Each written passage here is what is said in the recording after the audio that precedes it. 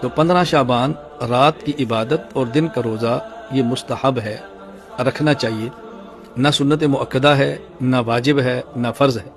اگر کوئی شخص اس دن کا روزہ نہ رکھے اور 15 شعبان کی شب کا قیام نہ کرے، کوئی اس پر ملامت نہیں، کوئی اس پر نکیر نہیں، کوئی اس پر اعتراض نہیں۔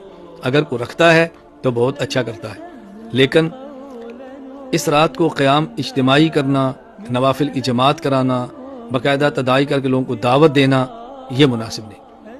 اسی طرح باقاعدہ شعبان کے روزے کے لیے رمضان کے روزے کی طرح عمومی سحری کا اعلان کرنا، عمومی افطاری کا اعلان کرنا، سحری افطاری کا اہتمام کرنا، یہ مناسب نہیں۔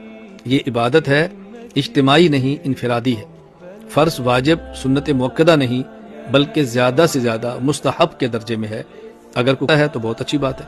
ہمارے بہت سارے مشائخ سے اس رات کا قیام بھی ثابت ہے، رات کی اہمیت کے پیش نظر عبادت بھی ثابت ہے۔ اللہ تعالیٰ توفیق عطا فرمائے۔